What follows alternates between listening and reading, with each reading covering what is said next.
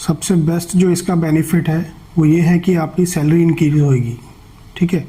दूसरा, जो भी फैसिलिटी आपको मिलनी चाहिए वो आपको प्रोवाइड की जाएंगी, अगर वो नहीं है तो बिल्कुल भी आपको नहीं मिलेगा। तो जी हाँ दोस्तों, आपने बिल्कुल सही सुना है। पोलैंड गवर्नमेंट लेके आ रही है एक नया बिल, मतलब नया लॉ, जिसमें आपको वर्क परमिट भी ओरिजिनल मिलेगा और आपकी सैलरी भी इंक्रीज़ होएगी, साथ के साथ जो फ्रॉड चल रहा है आप उससे भी बचेंगे। तो welcome back to my YouTube channel. मेरे यूट्यूब चैनल में आपका स्वागत है। आज का हमारा टॉपिक है पोलैंड का जो नया अपडेट है वर्क परमिट के रिलेटेड, वर्क वीज़ा के रिलेटेड। आज हम उसके बारे में बात करेंगे और मैं आपको बताऊंगा कि कौन कौन से बेनिफिट नए बिल में इंक्लूड किए गए हैं। तो आज हम उसके बारे में बात करेंगे। चलिए शुरू करते हैं। सो गाइस, पोलैंड गवर्नमेंट ने बहुत बड़ा फैसला लिया है। पार्लियामेंट में एक नया बिल पेश किया गया है, जिसमें कि आपको जो नए वर्कर आने वाले हैं 2025 में, जहाँ अभी जिन्होंने वर्क परमिट अप्लाई किया हुआ है और उनका वर्क परमिट अभी नहीं इशू हुआ है, उनके लिए बहुत ही अच्छी खबर है। इस नए बिल में क्या है, सबसे पहले तो आपकी सैलरी कंपनी की तरफ से आपकी सैलरी जो मिनिमम वेज है वो भी बढ़ा दी गई है, लेकिन वो इम्प्लीमेंट होएगी 25 में, 1 जनवरी 25 में। ओके। दूसरा, इसमें जो लॉ पेश कर रहे हैं अभी, जो लॉ मतलब नया आएगा, उसमें उन्होंने क्या स्ट्रिक्ट किया हुआ है कि जो कंपनियां 3-4 आदमी मिल के कंपनी खोल लेते थे पोलैंड में, वहाँ से आपको वर्क परमिट इशू करके दे देते थे। मोस्टली वही वर्क परमिट आके कंट्रियों में, जैसे आप इंडिया से अप्लाई कर रहे हैं, कोई बाहर से कर रहा है, कोई गल्फ़ से कर रहा है, तो मोस्टली 95% आपको भी पता है कि पोलैंड का वीज़ा रिजेक्ट होता था। उसकी मेन प्रॉब्लम यही थी कि छोटी छोटी कंपनियां खोल के लोगों को वर्क परमिट बेच देते थे 1000 यूरो में, 500 यूरो में, और वो लोग जो वहाँ पे बैठे हैं वो पीछे कंपनियों के साथ उनका लिंक था, एजेंसियों के साथ, वो लोग उनको वर्क परमिट भेजते थे और वो आगे आपको दे देते थे। आप 1 साल वेट करते थे, उसके बाद में जब आप इंटरव्यू के लिए जाते थे तो आपका वीज़ा रिजेक्ट हो जाता था। अभी इस चीज़ को रोकने के लिए गवर्नमेंट ने नया लॉ पेश किया है, जिसमें गवर्नमेंट पहले ये पूरी तरह चेक करेगी कि उस कंपनी का बैकग्राउंड कैसा है, वो कंपनी टैक्स पे कर रही है, उस कंपनी के पास काम है कि नहीं है, ये सब डिटेल उसमें चेक करने के बाद में ही उस कंपनी को वीज़ा इशू होगा। पहले क्या होता था कि कंपनियां मैनुअली जाके अपना जो भी डॉक्यूमेंट जमा करवाती थी, अभी वो सिस्टम बंद होने वाला है नए बिल में। अभी क्या होएगा, जो भी आपका वर्क परमिट कंपनी अप्लाई करेगी वो ऑनलाइन एप्लीकेशन होएगा उसका। जैसे आप अपना एप्लीकेशन करते हैं इसका इंटरव्यू के लिए, अपॉइंटमेंट के लिए, अभी सेम सिस्टम वर्क परमिट के लिए भी इम्प्लीमेंट किया गया है।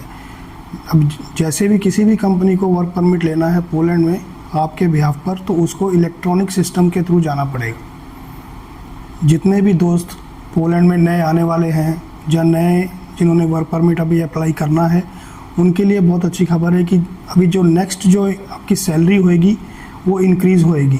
जैसे पहले थी 4000 समथिंग थी, अभी शायद 4500 के आसपास होने वाली है, ऐसा एस्टिमेट है। ये फिक्स नहीं है, कम भी हो सकती है, ज़्यादा भी हो सकती है। पहले जो आपको वर्क परमिट मिलते थे वो सब मैनुअली सबमिट किए होते थे, उसमें नेशनलिटी वाइज कितना कोटा है, क्या है, उसका कोई भी हिसाब किताब नहीं रखा जाता था।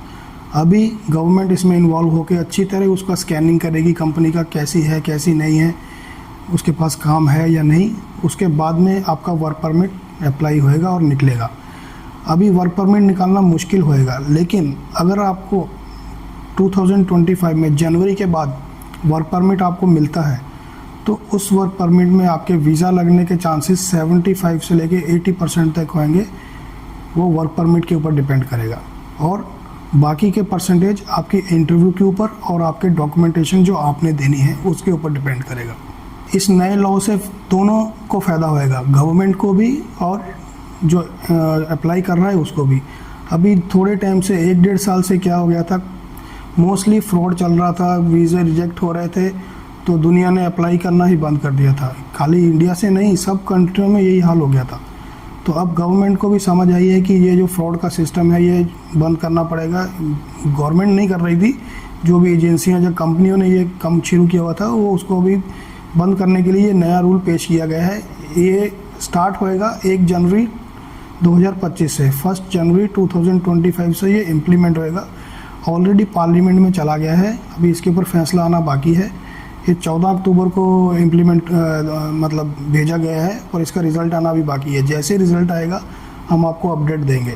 नए लॉ की सबसे बड़ी खासियत यही होगी कि इसमें आपको जो वीज़ा मिलने के चांसेस हैं वो बहुत ज़्यादा बढ़ जाएंगे, क्योंकि वर्क परमिट ओरिजिनल होएगा और पूरी तरह कंपनी का स्कैनिंग किया होएगा गवर्नमेंट ने। उसके बाद में आपका वर्क परमिट इशू होएगा और फिर आपको एप्लीकेशन करना है। और इसके साथ साथ आपका एप्लीकेशन जो इंटरव्यू के लिए है वो और वर्क परमिट दोनों का लिंक होएगा, ऐसा अपडेट में है। ठीक है, मैं साथ में अटैच कर रहा हूँ, आप देखिएगा, इसमें पूरा डिटेल दिया गया है। ओके, तो जो लोग भी पोलैंड के लिए अप्लाई करने वाले हैं या कर चुके हैं या करने वाले हैं, जिन्होंने सोचा है पोलैंड के बारे में, तो आप 2025 तक वेट कीजिए। 1 जनवरी के बाद में इसका एप्लीकेशन स्टार्ट कीजिए, या अभी भी कर सकते हैं। लेकिन अगर आपका वर्क परमिट 1 जनवरी 25 के बाद आपको मिलता है तो उसमें आपको बहुत बेनिफिट होने वाला है। जिन्होंने ऑलरेडी अप्लाई किया हुआ है और वर्क परमिट का वेट कर रहे हैं, अगर वो जनवरी में आता है तो वो बहुत सही होएगा आप लोगों के लिए, क्योंकि ऑलरेडी पूरा सॉर्ट आउट होके आएगा वो आपका। तो उसमें घबराने वाली कोई बात नहीं है। आप अच्छे से अपना डॉक्यूमेंटेशन जो आपके पास है उसको कंप्लीट कीजिए और फिर एप्लीकेशन आप कीजिए अपॉइंटमेंट के लिए। सो गाइस, आज के लिए इतना ही था। ये था आज का हमारा अपडेट जो पोलैंड गवर्नमेंट ने नया इमिग्रेशन लॉ में लेके आई है। जैसे ही इसमें कोई अपडेट आता है हम आपको ज़रूर अपडेट देंगे। ठीक है, और अगर आप हमारे चैनल में नए हैं तो चैनल को सब्सक्राइब कीजिए और बेल आइकन को दबाना मत भूलिएगा। Thank you very much.